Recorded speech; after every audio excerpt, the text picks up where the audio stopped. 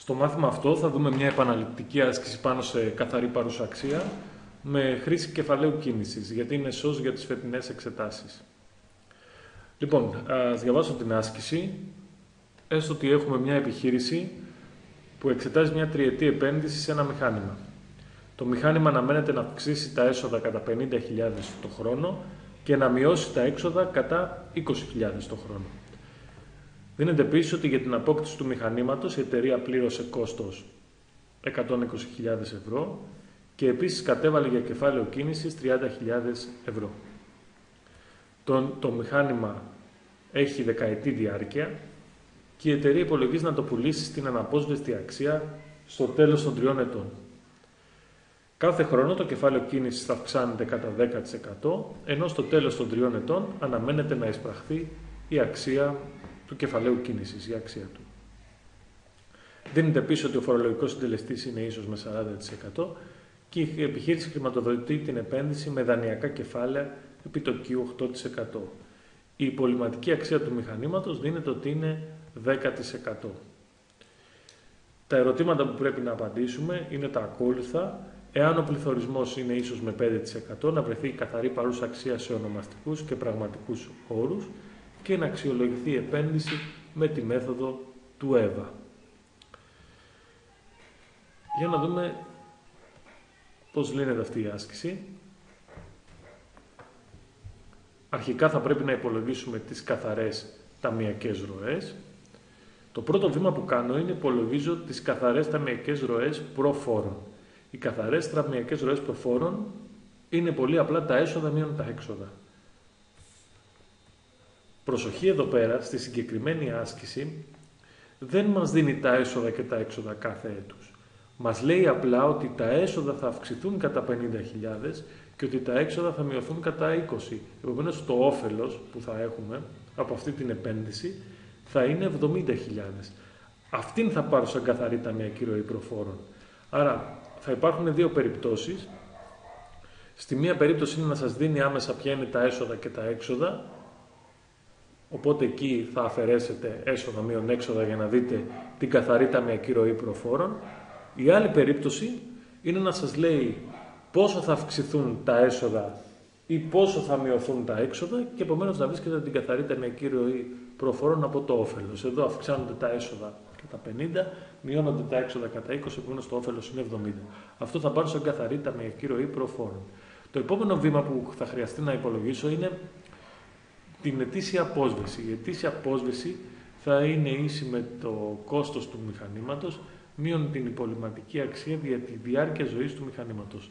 Εδώ στον παρονομαστή βάζω τη διάρκεια ζωής του μηχανήματος και όχι τη διάρκεια της επένδυσης. Δηλαδή το μηχάνημα διαρκεί για 10 έτη, σύμφωνα με την άσκησή μας, ενώ εμείς κάνουμε την επένδυση για 3. Εγώ θα διαιρέσω δια 10. Θα βάλω λοιπόν το κόστος του μηχανήματος που είναι 120.000, μείον 10.000 που είναι η υπολειμματική αξία, δια 10 που είναι η διάρκεια ζωής της επένδυσης. Βρίσκω λοιπόν απόσβεση 11.000 ευρώ. Στο δεύτερο βήμα θα κάνω τι, θα βρω τα κέρδη προφόρων. Τα κέρδη προφόρων θα είναι καθαρή ταμειακή ροή προφόρων μείον τις αποσβέσεις. Θα σας δείξω τους υπολογισμούς μετά. Μετά, αφού βρω τα κέρδη προφόρων, θα βρω τους φόρους. Οι φόροι είναι τα κέρδη προφόρων επί το φορολογικό συντελεστή. Αφού βρω τα κέρδη προφόρων, αφού βρω τους φόρους, μετά μπορώ να βρω τα κέρδη μεταφόρων. Τα κέρδη μεταφόρων είναι τα καθαρά κέρδη, λέγονται και καθαρά κέρδη, και θα είναι πολύ απλά τα κέρδη προφόρων μείον τους φόρους. Για να τα δούμε όλα αυτά. Καθαρή ταμειακή ροή προφόρων κάθε έτους είπαμε ότι είναι 70.000 και η απόσβεση κάθε έτους είναι 11. Κέρδη προφόρων είναι 70 μείον 11, 59. Αυτό 59 για κάθε έτος. Μετά βρίσκω τους φόρους που είναι ο φορολογικός συντελεστής που μας δίνεται 40%. 40% επί τα 59.000 κάνει 23.600. Αυτή είναι η φόρη. Μετά βρίσκω τα κέρδη μεταφόρων που είναι τα προφόρων μείον τους φόρους. 59.000 μείον 23.600 κάνει 35.400. Αυτά είναι τα κέρδη μεταφόρων. Και τώρα έχουμε τα ακόλουθα θέματα. Όταν στην άσκηση δεν έχει κεφάλαιο κίνησης, ή κάποια πώληση του μηχανήματος, τότε η καθαρή ταμεακή ροή που θα χρησιμοποιώ στην αξιολόγηση επενδύσεων θα είναι πολύ απλά κέρδη μεταφόρων συν αποσβέσεις. Εάν δηλαδή στην άσκηση αυτή δεν σας μίλαγε για κεφάλαιο κίνησης, όπως επίσης δεν έλεγε ότι η εταιρεία πουλάει το μηχάνημα ή στο τέλος, ας πούμε, μας έλεγε ότι έλεγε επένδυση και το μηχάνημα είχε υπολοιματική αξία, αναπόσβεστη αξία 0, είχε αποσβεστεί και δεν μπορούσε να το πουλήσει, ήταν άχρηστο. Τότε η καθαρή ταμεακή ροή θα ήταν πολύ απλά τα κέρδη μεταφόρων συν τις αποσβέσεις. Εάν υπάρχει κεφάλαιο κίνησης, η καθαρή ταμεακή ροή κάθε έτος θα είναι τα κέρδη μεταφόρων συν τις αποσβέσεις συν τη χρηματορροή για κεφάλαιο κίνησης. Και η χρηματορροή μπορεί να είναι είτε θετική είτε αρνητική. Λέω εδώ πέρα ότι αν πληρώνω για κεφάλαιο κίνησης, όπως για τα χρόνια που αυξάνεται, τότε θα αφαιρώ αυτό το ποσό που πληρώνω. Στην τελευταία χρηματορροή που θα εισπράξω το κεφάλαιο κίνησης που έχω καταβάλει, θα το προσθέσω αυτό το ποσό. Για δείτε πώς πηγαίνει. Αρχικό κεφάλαιο κίνησης είναι οι 30.000. Επομένως εδώ το αρχικό κεφάλαιο είναι 30.000.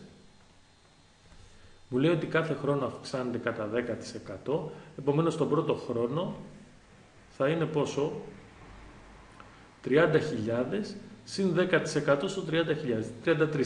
Το 33.000 είναι αυξημένο κατά 10% με το αρχικό, το 30.000. Άρα πόσο καταβάλω εγώ για κεφάλαιο κίνησης προκειμένου να αυξηθεί από 30 σε 33? Καταβάλω 3.000. Αυτό το ποσό θα πρέπει να το αφαιρέσω. Την επόμενη χρονιά, το έτος 2, το κεφάλαιο κίνησης αυξάνεται από 33.000 σε 36.300. Πόσα καταβάλω? Άλλα 3.300. Πόσο βρήκα το 36.300? Αύξησα το 33.000 κατά 10%. Έτσι πώς κάνω την αύξηση? Κάνω 33.000 συν 10% επί 33.000. Έτσι βγαίνει το 33.600. Και την τελευταία χρονιά εισπράττω το κεφάλαιο κίνησης, δεν βάζω ότι έχω αύξηση, άρα εδώ θα γίνει, στο τέλος του τρίτου χρόνου το κεφάλαιο κίνησης θα γίνει 0 και θα μαζέψω ό,τι είχα καταβάλει μέχρι το δεύτερο χρόνο, δηλαδή τα 36.300. Επομένως εδώ τι έχουμε? Για τις δύο πρώτες ροές θα βάλω τα καθαρά κέρδη μετά φόρων, αυτά είναι τα κέρδη μετά φόρων, για να βρω τις ροές. Συν την απόσβεση, άρα θα έχω τα κέρδη μετά φόρων, συν τις αποσβέσεις, μείον την καταβολή για κεφάλαιο κίνησης. Άρα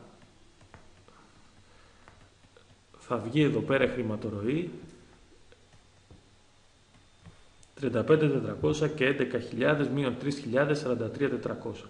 Το δεύτερο χρόνο πάλι θα έχω τα κέρδη μεταφόρων συν τις αποσβέσεις μείον την καταβολή για κεφάλαιο κίνησης 43%. Στον τρίτο χρόνο, κοιτάξτε τι συμβαίνει. Εκεί επανεισπράττω το κεφάλαιο κίνησης, άρα η χρηματορροή θα είναι θετική και θα προσθέσω. Τι θα επανεισπράξω? Ό,τι έχω βάλει μέχρι τα δύο πρώτα χρόνια.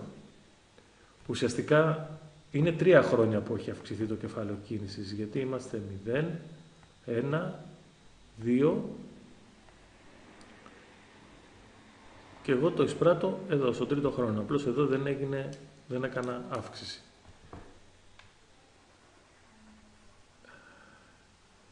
Και τι γίνεται εδώ πέρα λοιπόν? Εγώ αυτό που έχω είναι, θα πάρω από την επανείσπραξη τα 36.300, να τα εδώ. Επίσης θα πουλήσω το μηχάνημα στην αναπόσβεστη του αξία. Η αναπόσβεστη αξία είναι η αξία του μηχανήματος μείον το σύνολο των αποσβέσεων που έχει μέχρι εκείνο το σημείο. Και επειδή κάθε χρόνο οι αποσβέσεις είναι 11.000 και έχουν περάσει 3 χρόνια, το σύνολο των αποσβέσεων θα είναι 3 επί 11.000, 33.000. Άρα η αναπόσβεστη αξία θα είναι η αξία του μηχανήματος 120.000 μείον τις 33.000 ίση με 87.000.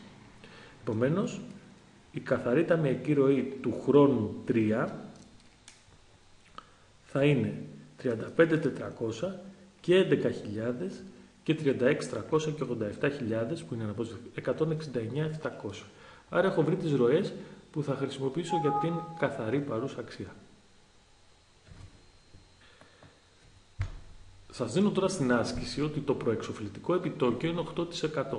Γενικά το επιτόκιο προεξόφληση που πρέπει να χρησιμοποιήσω στην καθαρή παρούσα αξία είναι το συνολικό κόστος, το μέσο σταθμικό κόστος κεφαλαίου. Εδώ όμως, επειδή έχουμε μόνο δανειακά κεφάλαια, δεν υπάρχει μετοχικό κεφάλαιο, άρα το ποσοστό του μετοχικού στο σύνολο των κεφαλαίων είναι 0 και επομένως το μη κάπα είναι 0 και όταν το μη κάπα είναι ίσο με 0, αν μηδενιστεί και αυτό εδώ, θα δείτε ότι το τελικό αποτέλεσμα θα είναι ότι το κόστος κεφαλαίου που θα χρησιμοποιήσω θα είναι το κόστος δανεισμού μετά φόρων. Αυτό είναι το κόστος δανειακών κεφαλαίων μετά φόρων. Το οποίο είναι ίσον με το ΚΔ επί 1 μείον φι σίγμα και αν κάνω εδώ τις πράξεις θα βάλω το 0,048, επομένως εδώ μπορώ να βρω την καθαρή παρούσα αξία. Το τελευταίο που πρέπει να βάλω είναι το κόστος επένδυσης, να ξέρω εδώ το K0 ότι θα είναι το κόστος του μηχανήματος συν την αρχική επένδυση σε κεφάλαιο κίνησης, γιατί την αρχική επένδυση σε κεφάλαιο κίνησης την είχα καταβάλει το έτος 0. Επομένως εδώ τελικά τα έχω βρει όλα και είμαι σε θέση να κάνω την παρούσα αξία. Αυτή είναι η παρούσα αξία σε ονομαστικούς όρους, γιατί χρησιμοποιώ τις ονομαστικές ροές και το ονομαστικό επιτόκιο, το ονομαστικό κόστος κεφαλαίου και βγαίνει 78.088 θετική, άρα είναι αποδεκτή επένδυση. Εάν θέλω να κάνω την πραγματική καθαρή παρούσα αξία, θα έπρεπε να χρησιμοποιήσω τις πραγματικές καθαρές ταμιακές ροές και το πραγματικό επιτόκιο. Η κάθε πραγματική ροή θα είναι η κάθε καθαρή ταμιακή ροή ονομαστική δια 1 συν τον πληθωρισμό ή στην ΤΑΦ, ανάλογα με ποια πραγματική ροή είναι. Αν είναι η 2 θα πάει στη δευτέρα, αν είναι η 1 ή στην πρώτη. Να το λοιπόν, η πραγματική καθαρή ταμιακή ροή 1 θα είναι η 43.400 που είναι η ονομαστική, δια 1 συν τον πληθωρισμό, 1 συν 0,05 στην πρώτη που κάνει 41.333. Η δεύτερη πραγματική ροή είναι τα 43.100, δια 1 συν τον πληθωρισμό στην δευτέρα, 39. Και η τρίτη πραγματική καθαρή ταμιακή ροή είναι τα 169.700, δια 1 συν τον πληθωρισμό στην τρίτη κάνει 146.593. Είμαστε τώρα σε θέση να βρούμε και το πραγματικό επιτόκιο. Το πραγματικό επιτόκιο είναι το ονομαστικό, μείον τον πληθωρισμό, δια 1 συν τον πληθωρισμό. Το ονομαστικό είναι το 0,048. Ο πληθωρισμός είναι 5. Τώρα εδώ έτσι όπως το έχω κάνει βγαίνει αρνητικό το πραγματικό και το βάλα σκόπιμα γιατί θα μπορεί το πραγματικό επιτόκιο να είναι και αρνητικό. Δηλαδή δεν σημαίνει απαραίτητα ότι το πραγματικό επιτόκιο πρέπει να βγαίνει θετικό, το ονομαστικό οπωσδήποτε πρέπει να είναι θετικό. Άρα έχουμε μια περίοδο υψηλού πληθωρισμού και βγαίνει το πραγματικό αρνητικό. Τι έχουμε λοιπόν εδώ πέρα, πώς θα βρούμε την πραγματική καθαρή παρούσα αξία. Η πραγματική καθαρή παρούσα αξία θα είναι το 41.3333 συν το 39.092 συν 145.63 και προσέξτε εδώ στο επιτόκιο, αντί να βάλω συν, όπως βάζω συνήθως, επειδή είναι αρνητικό βάζω πλην το πραγματικό επιτόκιο. Γιατί ουσιαστικά είναι 1 δια 1 συν το π, αλλά το π είναι 1 δια 1 συν το μείον, άρα είναι μείον κάτι που βγαίνει.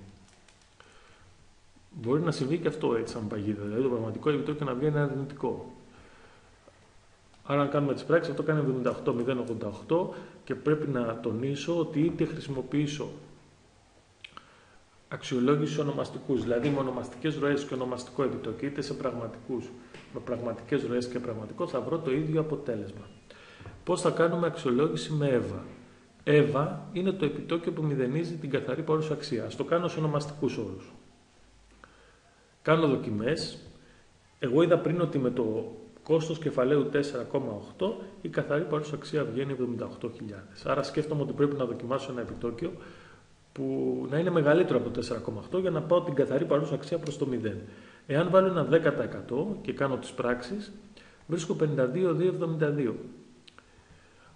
Άρα λέω ας μεγαλώσω πολύ το επιτόκιο, γιατί 52.000 απέχει αρκετά από το 0 σε σχέση με ένα κόστος 150, και βάζω ένα επιτόκιο R2 20%. Με 20% βγαίνει πάλι θετικό, άρα λέω να δοκιμάσω κάτι μεγαλύτερο, ας βάλω ένα 30. Ένα 25, και αν βάλουμε ένα 25 θα βγει αρνητικό. Επομένως τώρα θα χρησιμοποιήσω σαν αρένα το 20% που μου δίνει τη θετική τιμή και σαν R2 το 25% που δίνει την αρνητική, και θα πάρω τον τύπο του EVA και θα βρω τον EVA. Αν αυτός είναι μεγαλύτερο το κόστος κεφαλαίου, θα αποδεχτώ την επένδυση. Θέλω να προσέξετε τις ακόλουθες ασκήσεις πάνω σε αυτό το θέμα και να μην διστάσετε να μου στείλετε απορίες, εάν έχετε σε αυτό, οι οποίες είναι οι εξής. Οι σημειώσεις οι δικές μου στο Lesson 3, στην άσκηση που έχω βάλει με κεφάλαιο κίνησης. Πρέπει να διαβάσετε οπωσδήποτε πρώτο θέμα αυτό. Η δεύτερη εργασία που θα διαβάσετε είναι η πρώτη εργασία του 2011, την άσκηση με κεφάλαιο κίνησης, όπως και την πρώτη εργασία του 2008-9, την άσκηση με το κεφάλαιο κίνησης. Αν διαβάσετε αυτά τα τρία, θα είσαστε μια χαρά για αυτό το θέμα των εξετάσεων.